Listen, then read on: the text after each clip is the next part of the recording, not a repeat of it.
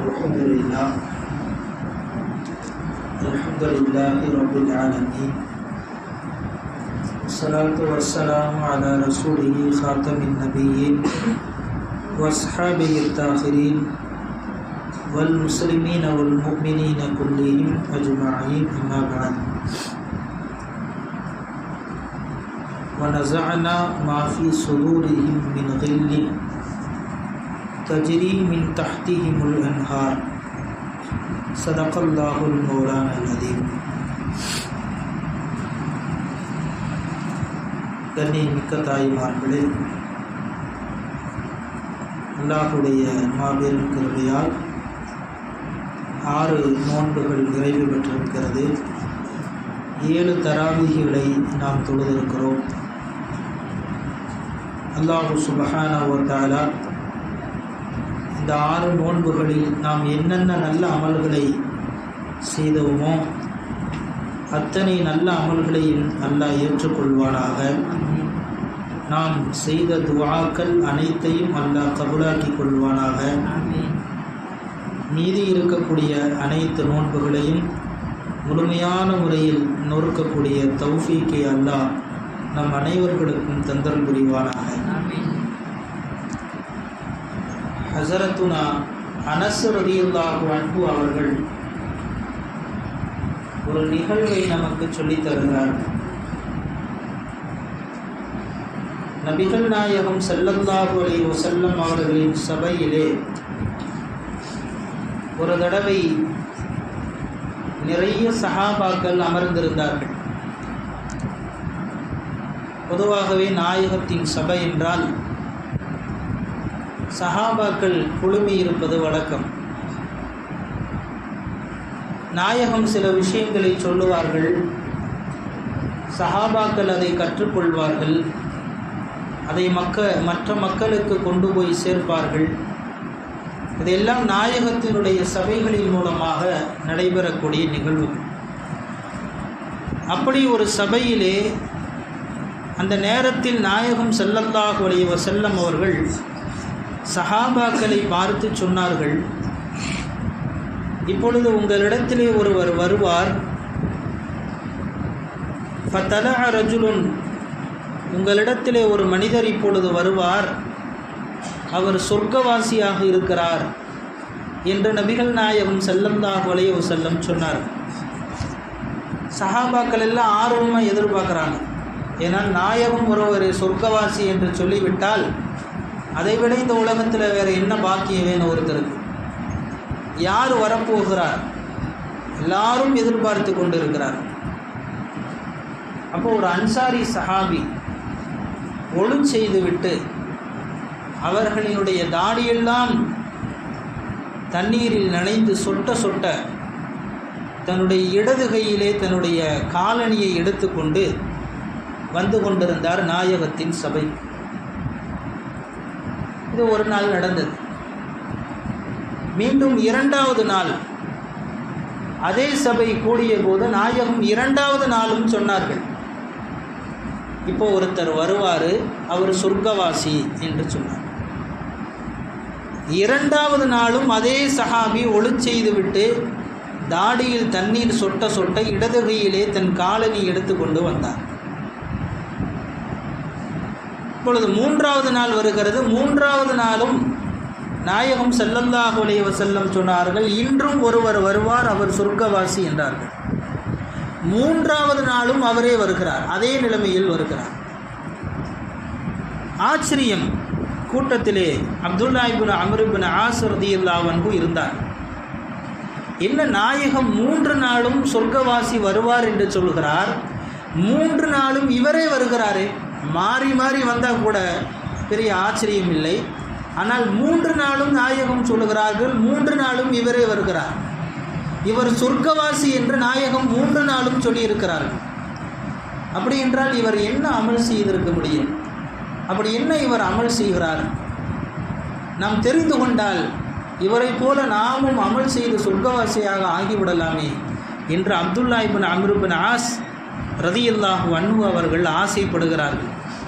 அவர்கிட்ட போகிறாங்க, அந்த அன்சாரி சஹாபிகிட்ட போய், நான் ஒரு 3 நாள் உங்கள் வீட்டில் தங்கிக் கொள்கிறேன், எனக்கு அனுமதி கொடுங்கள் என்று கேட்கிறார். இந்த அன்சாரி சஹாபி சரி தங்கிக்கிங்க என்று அனுமதி கொடுக்கிறார். 3 நாள் ஹஸரத் அப்துல்லா இப்னு அம்ர் இப்னு ஆஸ் ரலியல்லாஹு அன்ஹு அவர்கள் அந்த அன்சாரி சஹாபியின் வீட்டிலே தங்கியிருக்கிறார். இப்போ அப்துல்லா இப்னு அம்ர் இப்னு ஆஸ் நமக்கு சொல்கிறாங்க, ரசூலுல்லாஹ் இவரை சொர்க்கவாசின்னு சொன்னனால இவர் என்ன செய்கிறாருன்னு பார்ப்பதற்காக நான் போனேன். 3 நாளும் அவரை கவனித்தேன். பெரியதாக தொழுகைகளை பெரியதான முறையில் அவர் தொழக்கூடியவராக இல்லை. கடமையான தொழுகைகளை தொழுகிறார், நஃபிலான சுன்னத்தான தொழுகைகளை தொழுகிறார், எல்லாரும் தொழுகிற மாதிரி தொழுகிறார். அதிகப்படியான தொழுகைகள் என்பது நான் அவரிடத்திலே பார்க்கவில்லை. இரவு நேரத்தில் தூங்குகிறார், ஃபஜ்ருக்கு கண் விழிக்கிறார். இரவு நேரத்திலும் இரவு வணக்கத்தையும் அவர் சரியாக செய்யவில்லை. 3 நாளும் நான் பார்த்தேன். 3 நாளும் சாதாரணமாக எல்லா மனிதர்களும் எப்படி இபாதத்து செய்வார்களோ அதே போன்று அந்தந்த வேளையை சரியாக செய்து கொண்டே இருந்தார். அப்துல்லா இப்னு அம்ர் இப்னு ஆஸ் ரலியல்லாஹு அன்ஹு 3 நாள் முடிஞ்சிருச்சு. இப்போ 3 நாள் தான் அனுமதி கேட்டிருந்தாரு, கிளம்பும். இந்த அன்சாரி சஹாபி இடத்திலே போய் கேட்டார், நான் 3 நாள் உங்கள் வீட்டில் தங்கியிருந்தேன். ஏன் தங்கியிருந்தேன்னா, நாயகம் 3 நாளும் ஒரு சொர்க்கவாசி வருவார் என்று சொன்னார்கள். 3 நாளும் நீங்கள் தான் வந்தீர்கள். சொர்க்கவாசி என்று நாயகத்தினுடைய நாவுகளால் சர்டிஃபிகேட் கொடுக்கப்பட்டவர் நீங்கள். சரி, உங்கள்கிட்ட அப்படி என்ன மிகப்பெரிய அமல் ஏதாவது நீங்கள் செய்கிறீர்களோ என்று பார்த்து அதன்படி நான் அமல் செஞ்சால் நானும் சொர்க்கவாசியாக ஆயிடுவேனே அப்படிங்கிற ஒரு ஆசையில் தான் உங்கள் வீட்டிலே வந்து நான் பார்த்தேன். ஆனால் நான் பார்த்த அளவுக்கு உங்கள்கிட்ட நான் பெரிய ஒரு அமலையெல்லாம் நான் பார்க்கவில்லை. ஆனால் நாயகம் உங்களை சொர்க்கவாசி என்று சொல்லியிருக்கிறார்களே, அப்படி ஏதாவது ஒரு காரணம் இல்லாமல் ரசூலா சொல்ல மாட்டாங்க. உங்கள்கிட்ட ஏதாவது ஒரு விஷயம் நார்மலாக செய்வதை விட ஏதாவது வேறு ஏதேனும் ஒரு குறிப்பிட்ட தன்மை உங்களிடத்தில் ஏதாவது இருக்கிறதா என்று கேட்டார்கள். அப்துல்லா இப்னு அம்ர் இப்னு ஆஸ் ரலியல்லாஹு அன்சாரி சஹாபி சொன்னார், எனக்கு தெரிஞ்சு நான் ஒன்றும் பெரியதாக இபாதத்துகள் செய்யக்கூடியவன் இல்லை. எல்லாரும் செய்வதைப் போல தொழுகிறேன், நோன்பு வைக்கிறேன், நஃபிலான வணக்கங்களை செய்கிறேன், துவா செய்கிறேன், தஸ்பீ செய்கிறேன், குர்ஆன் ஓதுகிறேன், எல்லாரும் செய்யக்கூடிய அமல்களைத்தான் நான் செய்கிறேன். இருந்தாலும் என்கிட்ட ஒரு பழக்கம் இருக்குது. என்னிடத்திலே இருக்கக்கூடிய ஒரு பழக்கம் என்னன்னா, அன்னீல அஜிது ஃபீ நஃப்ஸி லி அஹதின் மினல் முஸ்லிமீன கிஷ்ஷன். என்னுடைய உள்ளத்தில் முஸ்லீம்களிலிருந்து யாரை பற்றியும் நான் தவறான எண்ணம் கொள்ள மாட்டேன். யாரை பற்றியும் நான் தவறாக நினைக்க மாட்டேன். யாரை பற்றியும் நான் இப்போ இந்த 2 விஷயம் என்கிட்ட இருக்குது. ஒன்று, எந்த முஸ்லீமை பார்த்தும் குரோதம் கொள்ள மாட்டேன், தவறான எண்ணத்தை நான் நினைக்க மாட்டேன்.